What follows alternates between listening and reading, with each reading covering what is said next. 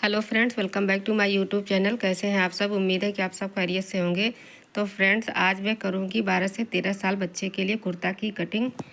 तो मैंने कपड़े को इस तरह से डबल लेयर में बिछा लिया है। कपड़ा मैंने बेड़े में बिछाया है क्योंकि इसमें धारी बना हुआ है, तो इसलिए मुझे खड़ी धारी चाहिए। मैंने बेड़े में कपड़े को बिछाया है क्योंकि लंबाई मुझे जितना चाहिए इस कुर्ते के लिए उतना ये है। लंबाई है इस कुर्ते का 33 इंच, तो इसकी लंबाई भी 34 इंच है। तो मैं 33 इंच लंबाई रखूँगी और 1 इंच एक्स्ट्रा रखूँगी नीचे फोल्ड के लिए और ऊपर शोल्डर ज्वाइंट के लिए, तो 34 इंच में एडजस्ट हो जाएगा।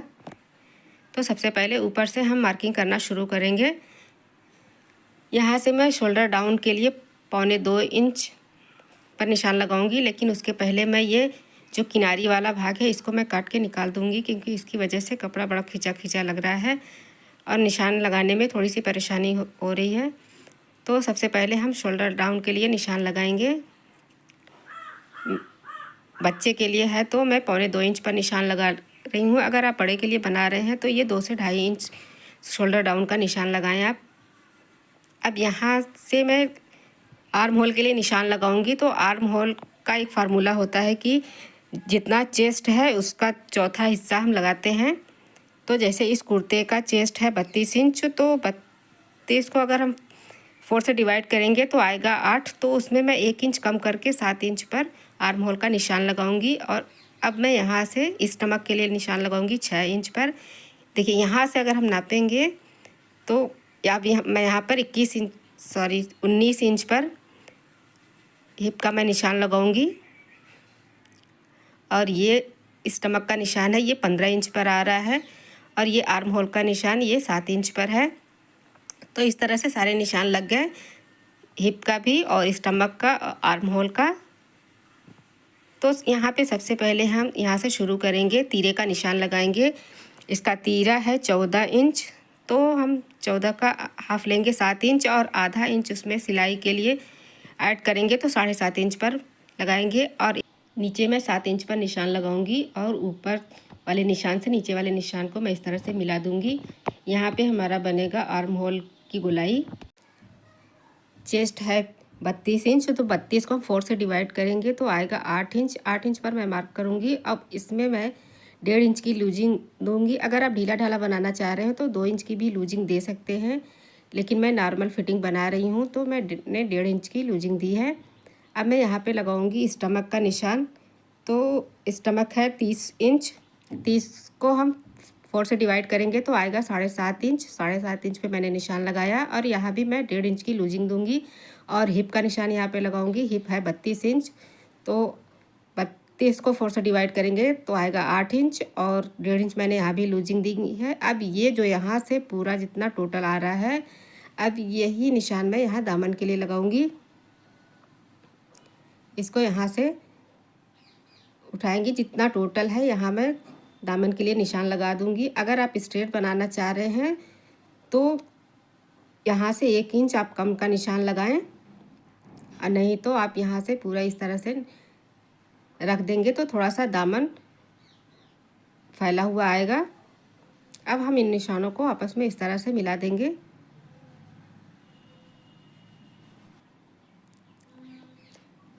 तो इस तरह से निशान लग गया। अब मैं यहाँ पे गले का निशान लगाऊंगी 2.25 इंच पर। 2.25 इंच की चौड़ाई और 2.25 इंच की गहराई पे इस तरह से निशान लगाते हुए मैं गोलाई शेप दे दूंगी।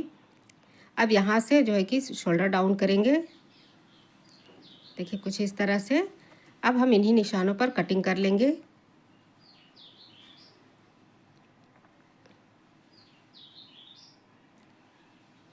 अगर गले का निशान आपको नहीं समझ में आता है कि कितनी गहराई रखनी चाहिए, तो जितना कॉलर है, कॉलर को आप जितना भी कॉलर की गोलाई आप ले रहे हैं, चाहे 15 इंच 13 इंच, तो इस कुर्ते का कॉलर है 13 इंच। 13 को मैंने 5 से डिवाइड किया है तो 2.5 इंच आया है, लेकिन मैंने 2.25 इंच पर गले की कटिंग की है।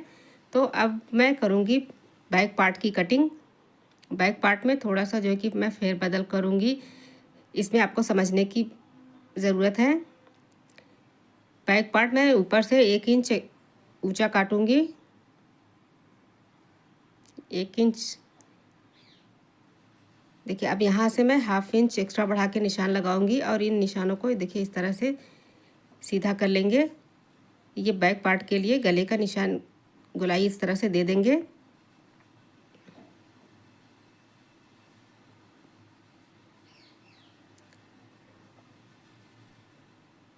अब देखिए यहाँ से इस तरह से निशान लगा देंगे, सीधा कर लेंगे। अब देखिए ये जो है यहाँ पे मैंने थोड़ा सा तिरछा लगाया है, तिरछा थोड़ी सी कटिंग करेंगे तो सिलाई करते वक्त जो है कि ये बहुत ही परफेक्ट बैठेगा। अब यहाँ से मैं पीछे का गले का निशान लगाऊंगी, तो जितना मैंने फ्रंट के लिए लगाया था 2.25 इंच, तो यहाँ पे मैं पीछे वाले में मैं 2.5 इंच का निशान लगाऊंगी और इस तरह से गोलाई दे देंगे 1 इंच की गहराई लेके। और बाकी का उसी तरह से सेम कटेगा, बस ऊपर ही थोड़ा सा बदलाव करना होता है।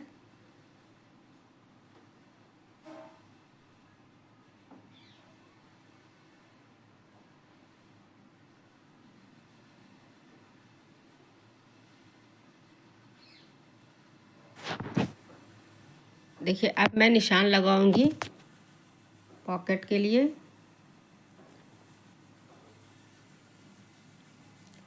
देखिए यहाँ से इंची टेप को रखेंगे, 6 इंच पर मैं एक निशान लगाऊंगी।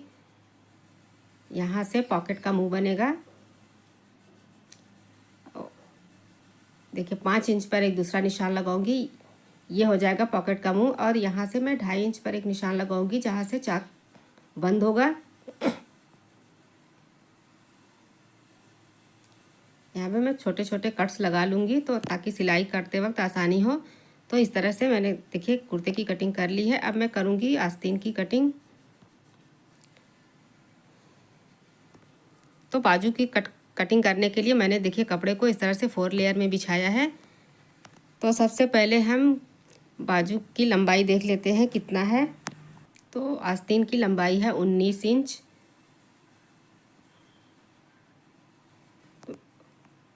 देखिए ये तो हो गया आस्तीन की तैयार का निशान, और 1/2 इंच में एक्स्ट्रा लगाऊंगी नीचे मोड़ने के लिए। अब देखिए यहाँ से 2.5 इंच पर मैं एक निशान लगाऊंगी।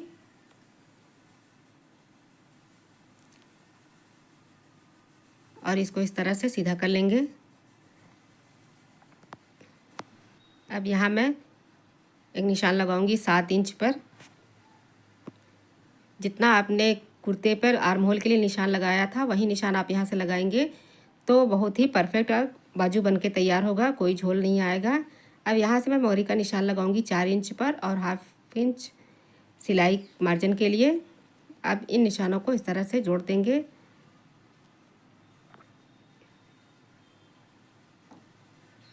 देखिए यहाँ से ये जो मोहरी का निशान है, यहाँ ये तैयारी वाली निशान इस पे मिलाएंगे और ये जो सिलाई वाला है मार्जिन के लिए यहाँ इस तरह से इसको मिलाएंगे। अब 2 इंच छोड़ते हुए इस तरह से गोलाई देते हुए हम कपड़े को कट कर लेंगे। और इस तरह से हमारे आस्तीन की भी कटिंग हो चुकी है। तो फ्रेंड्स वीडियो अच्छा लगे तो वीडियो को लाइक करें, शेयर करें, कमेंट भी आप लोग किया करें। अगर अभी तक आपने मेरे चैनल को सब्सक्राइब नहीं किया है तो सब्सक्राइब भी कर लें, साथ में बेल आइकन को भी प्रेस कर दें ताकि मेरी आने वाली वीडियो की नोटिफिकेशन आपको मिलती रहे। अब इस तरह से खोल के यहाँ से तकरीबन आधा इंच अंदर को लेते हुए हम फ्रंट के लिए छटाई कर लेंगे। तो इस तरह से हमारे कुर्ते की कटिंग कंप्लीट हो चुकी है। तो फ्रेंड्स मिलते हैं अगले वीडियो में कुछ और सीखने के लिए, तब तक के लिए